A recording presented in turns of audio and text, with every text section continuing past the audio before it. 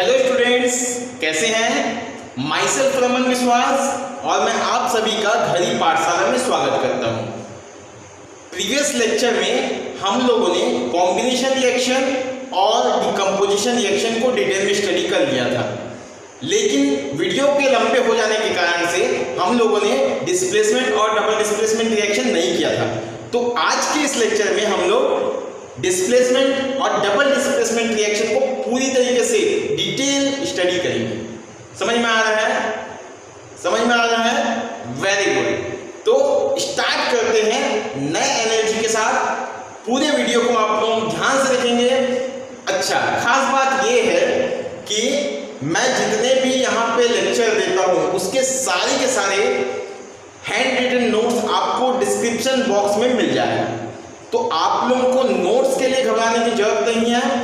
वैसे खुद के नोट्स ज़्यादा अच्छे होते हैं। मैं यहाँ पे पूरा जो है जितने नोट्स करवाने चाहिए सभी के सभी नोट आपको करवाता हूँ। अगर आप लोगों को वीडियो अच्छा लगे तो आप लोग इसे लाइक, शेयर और सब्सक्राइब जरूर करें। इसके अलावा आप लोगों को केवल और केवल एक और काम करना है, जो बेल आइकॉन दिया हुआ है उसको भी साथ ही साथ क्या करना है, प्रेस करना है, जिससे कि जो भी मैं वीडियो अपलोड करूंगा वो सभी के सभी वीडियो आप तक पहुंच जाएंगी।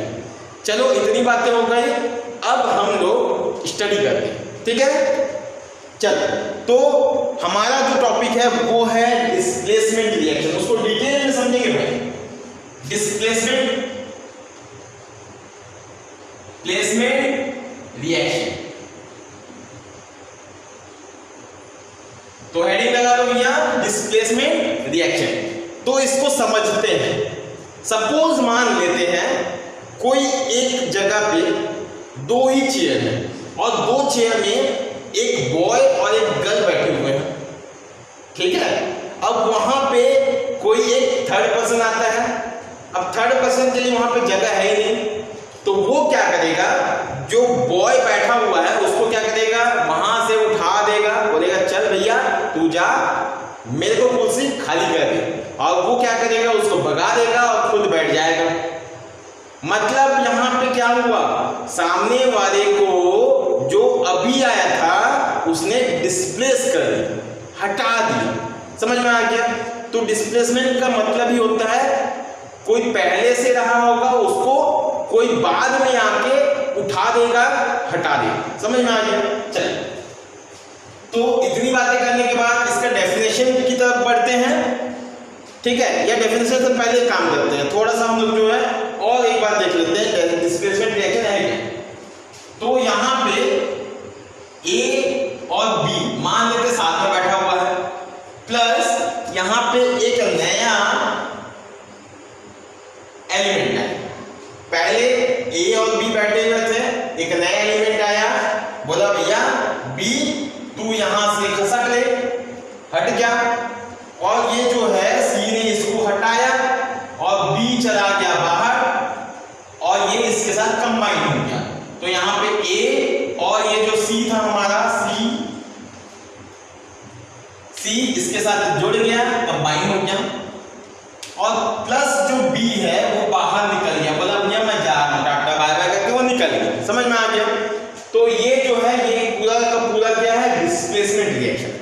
तो इसको डिफाइन कैसे करेंगे, डेफिनेशन लिख लो साथ ही साथ।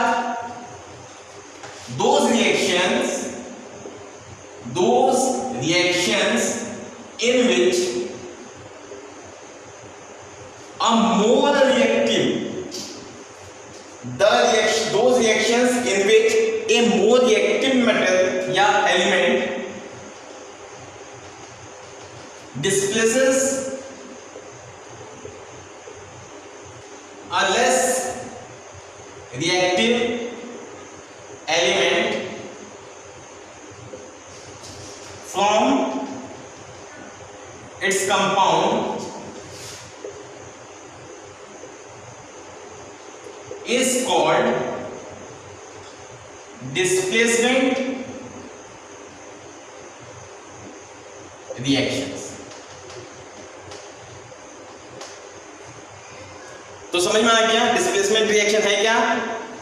अब देखो ये तो हमने डिफाइन कर दिया, इसके कुछ एग्जांपल भी हमको देखने होंगे, तो वन बाय वन एग्जांपल देखेंगे। लेकिन उससे पहले हम एक एक्टिविटी के थ्रू इस पूरे एग्जांपल को समझते हैं, जिससे आपको ये भी पता चले कि इसमें ऑब्जर्वेशन क्या निकल के आया। ठीक है, तो चलो देखो, सपोज मान लेते हैं एक टेस्ट ट्यूब मैंने लिया।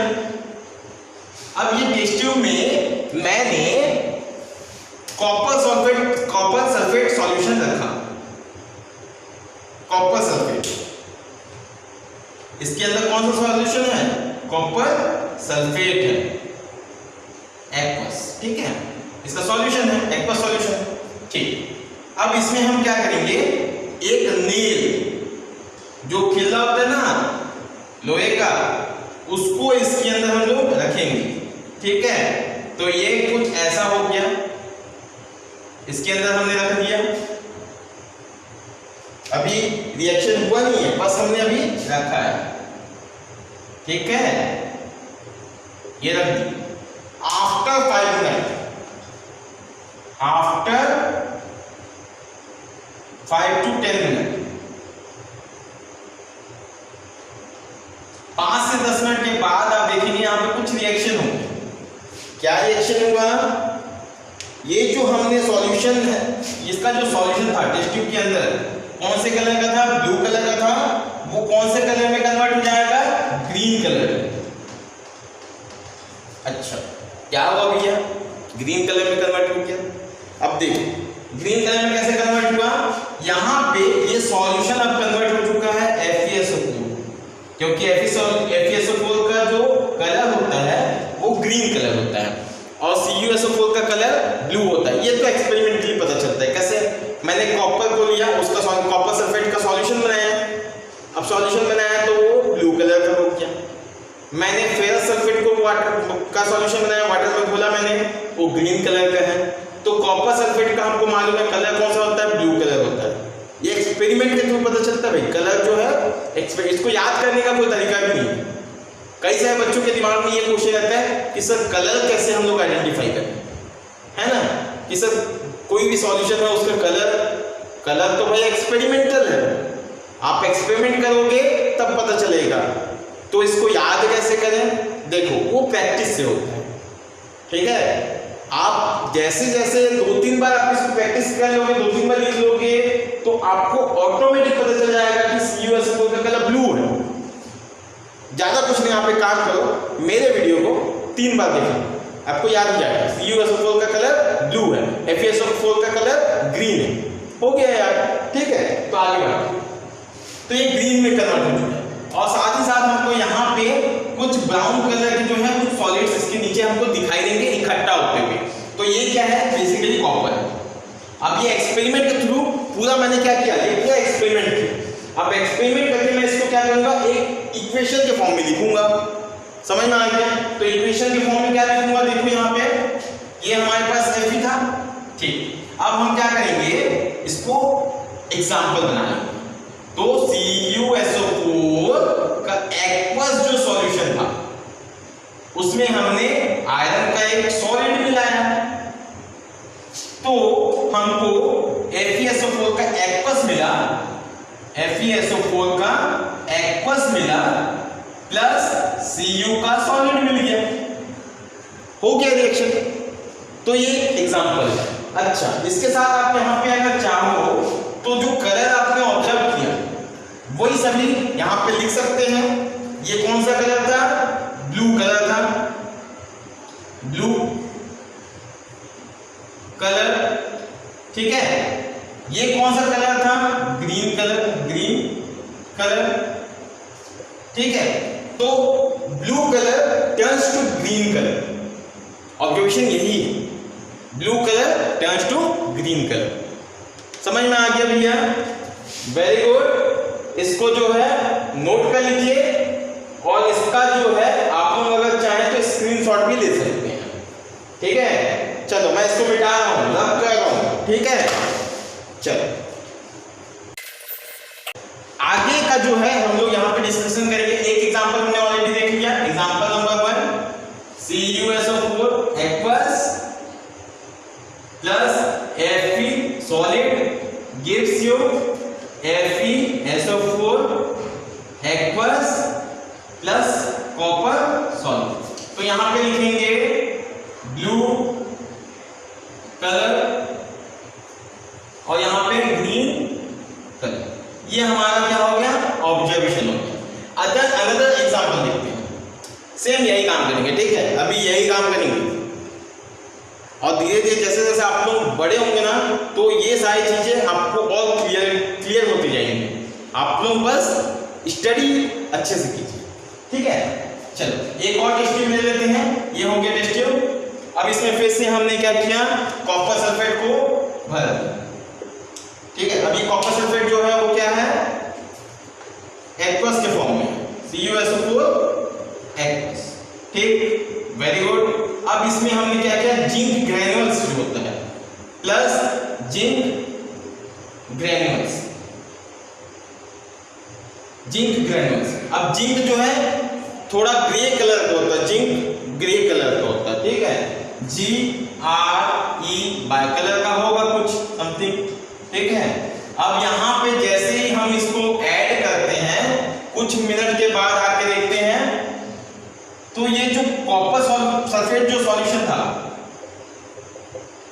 ये कलरलेस हो जाता है, कलरलेस सॉल्यूशन में कन्वर्ट हो जाता है, ठीक है।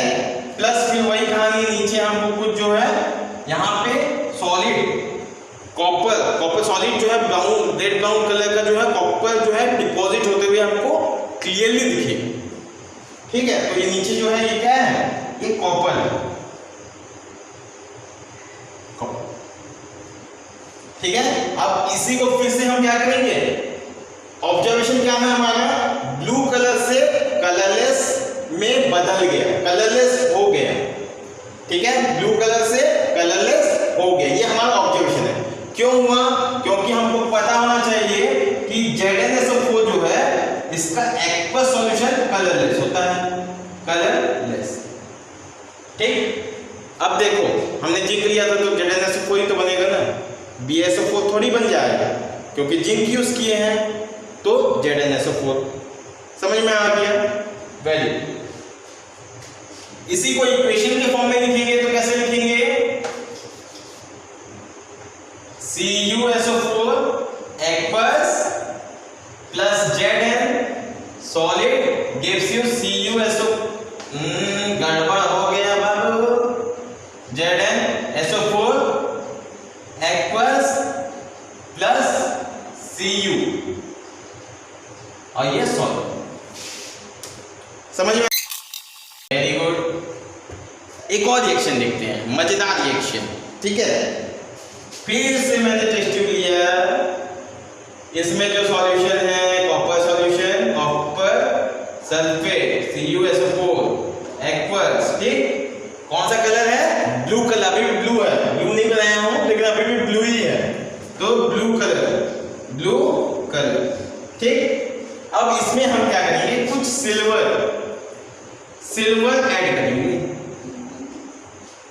सिल्वर जानते हैं ना, चांदी, जिसका पायल वगैरह सब पहनते हैं, कान का तो नहीं पहनते हैं, पैर वगैरह कहीं कहीं पहनते लेडीज लोग, ज्वेलरी के रूप में सिल्वर का यूज होता है, ठीक है। चलो तो सिल्वर को हमने क्या किया, इसमें ऐड किया। जब ऐड करेंगे तो देखेंगे नो रिएक्शन, कोई चेंज नहीं, नो रिएक्शन, अभी भी वो ब्लू ही रहेगा, क्या रहेगा, ब्लू ही कलर का सॉल्यूशन रहेगा, दैट मीन्स कोई रिएक्शन नहीं हुआ है। चलो अब यहां पे क्या हुआ, इसने डिस्प्लेस किया, क्या नहीं किया, तो सिल्वर ने कॉपर सल्फेट को डिस्प्लेस नहीं किया। क्यों नहीं किया, क्योंकि silver is less reactive than copper, तो नो रिएक्शन। अब इसको जो है इक्वेशन के फॉर्म में लिखेंगे, CuSO4 aqueous plus Ag solid, no reaction. अब इसको हम क्या बोलेंगे, भैया रिएक्शन क्यों नहीं हुआ, क्योंकि silver is less reactive than copper. No reaction, this no reaction takes place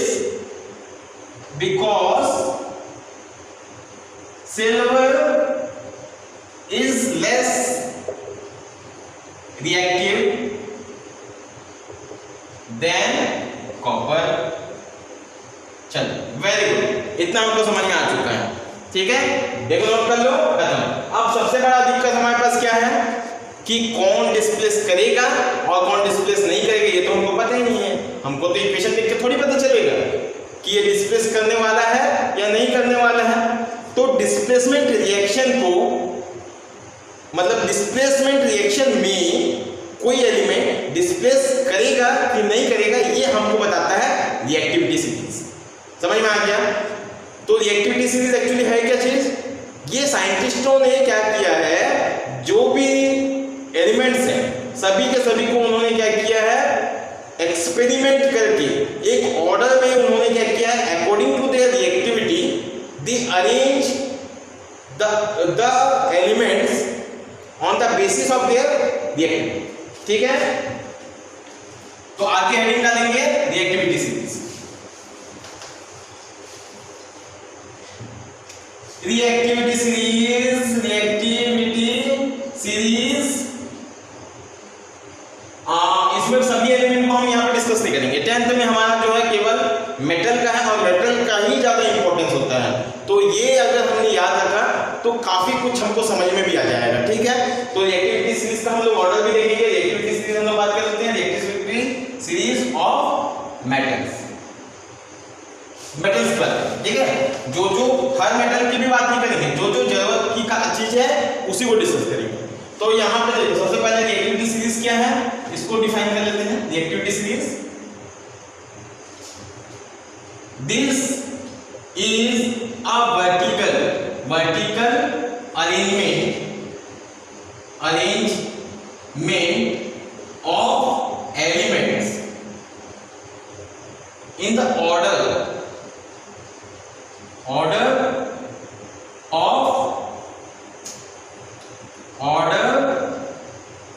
of their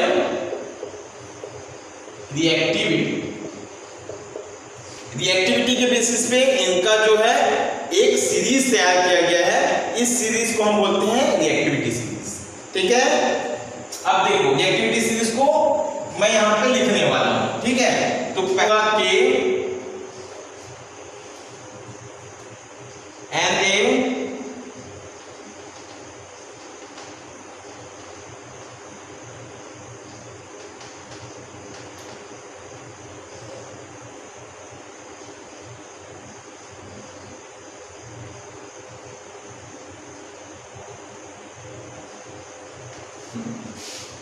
तो देखो यहां पे ये जो ऑर्डर है, ये जो है decreasing order of the reactivity, तो इसका नंबर हो गया 1 2 3 4 5 6 7 8 9, ये 10, ये 11 12 13 14। तो देखो यहाँ पे रिएक्टिविटी सीरीज बहुत लंबी चौड़ी है, लेकिन हमको जितनी जरूरत है 10th क्लास के अकॉर्डिंग वो सभी के सभी जो है एलिमेंट को मैंने यहाँ पे, या मेटल को जो है मैंने यहाँ पे डिस्कस किया हुआ है। ठीक है, तो ये जो है एक सीरीज है जहां पे ये क्या है, decreasing order of their reactivity होगा। ठीक है, ये क्या है, ऊपर से नीचे आएंगे तो इसकी रिएक्टिविटी क्या होगी, डिक्रीज होगी। डिक्रीजिंग ऑर्डर ऑफ रिएक्टिविटी, ये डिक्रीजिंग ऑर्डर में मैंने लिखा है। ठीक है, तो पहला नंबर जो है मोस्ट रिएक्टिव, ये जो है मोस्ट रिएक्टिव, और ये जो नीचे वाला है लीस्ट रिएक्टिव। समझ में आ गया, ये मोस्ट रिएक्टिव है, ये लीस्ट रिएक्टिव।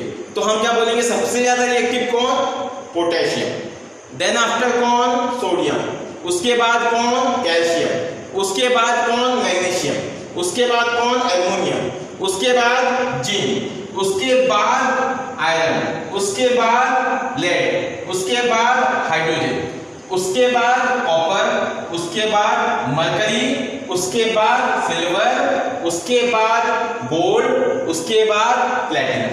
तो प्लैटिनम जो है, जो यहाँ पे सीरीज है उसमें सबसे लीस्ट रिएक्टिव है। समझ में आ गया?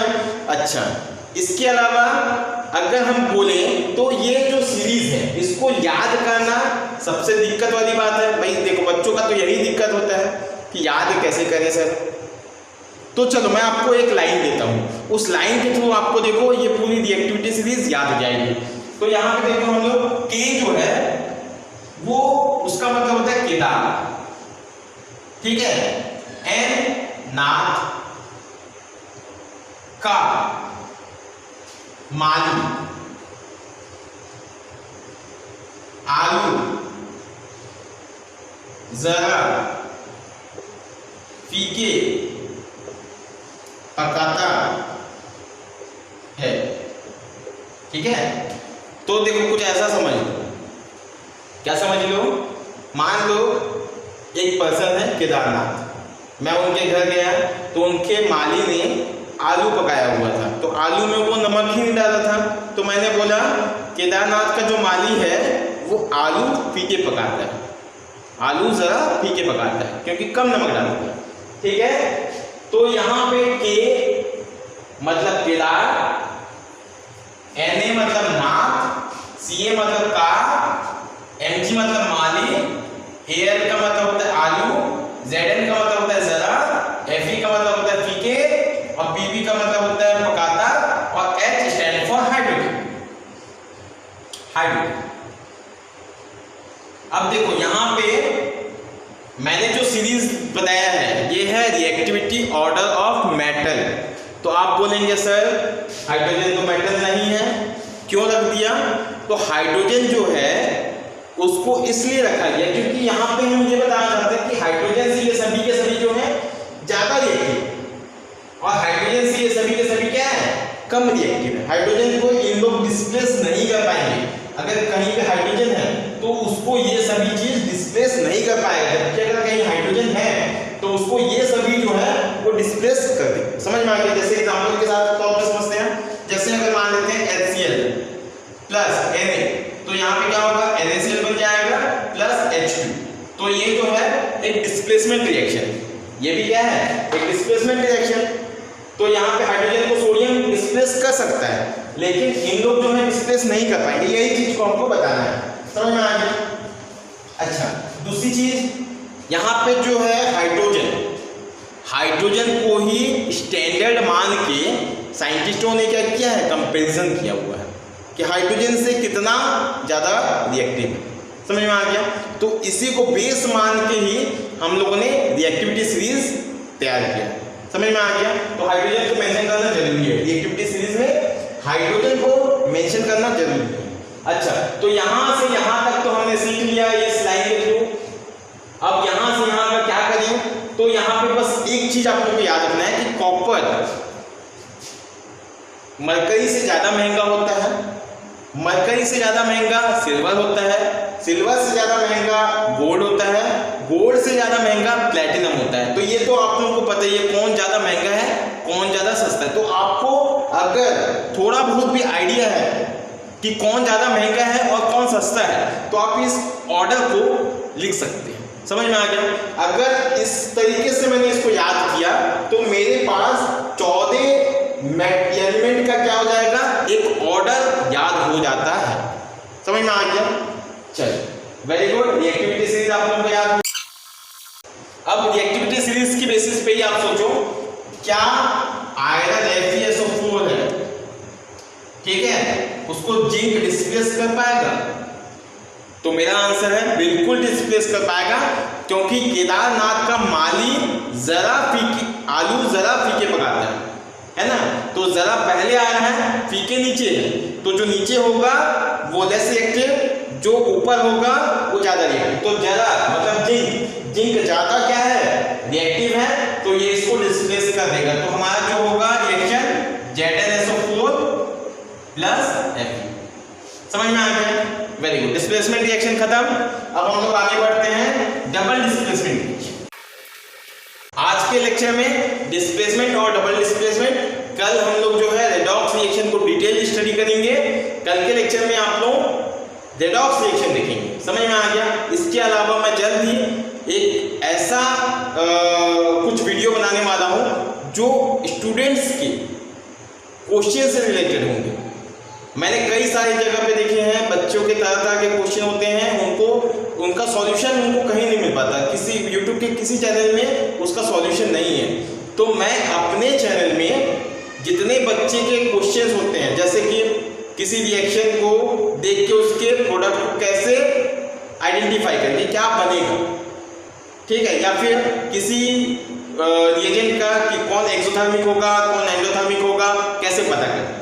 तो ये सारे वीडियोस भी जो है मैं यहाँ पे तुरंत मतलब कल परसों तक मैं यहाँ पे अपलोड करूँगा। एक बच्चों के क्वेश्चंस करके मैं एक वीडियो करूँगा यहाँ पे, ठीक है। तो उसको जरूर देखिएगा, जो भी यहाँ पे देख रहे हैं उसको जरूर देखिएगा, ताकि आप लोग के भी अगर कुछ क्वेश्चन उसमें से हो तो आप लोग को उसका आंसर मिल जाए। समझ में आ गया? चलो नेक्स्ट, आगे जो है double displacement reaction. Double displacement reaction, double displacement reaction. तो देखो बच्चों, एकदम सिंपल सी बात है। डबल डिस्प्लेसमेंट मतलब तूने मुझे धक्का मारा, मैंने तेरे को धक्का मारा, तूने मुझे भगाया, मैंने तेरे को भगाया, मतलब जैसे को तैसा। डबल डिस्प्लेसमेंट, कोई एक अगर डिस्प्लेस करता है तो दूसरा वाला भी क्या करेगा, उसको डिस्प्लेस कर देगा। समझ में आ गया? चलिए, तो यहां पे हम कैसे इसको डिफाइन करें? Those reactions in those reactions in which two ionic compounds displaces each other during reaction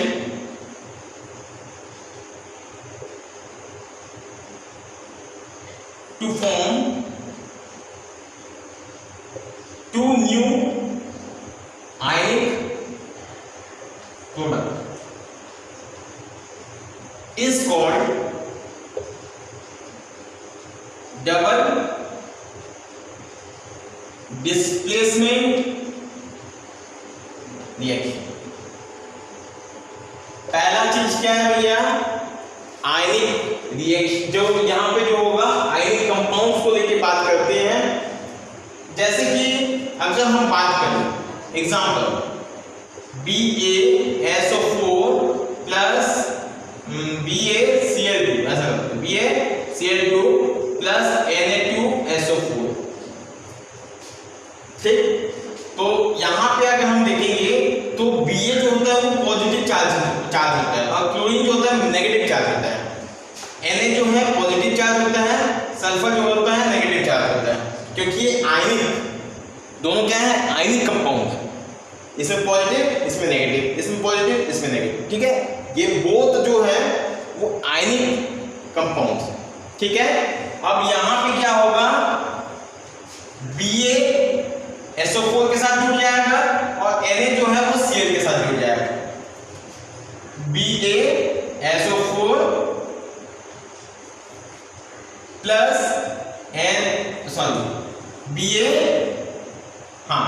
BaSO4 plus NaCl, ठीक। ये हमारे पास रिएक्शन हो जाएगा BaCl2 plus Na2SO4 BaSO4 plus 2NaCl। समझ में आ गया?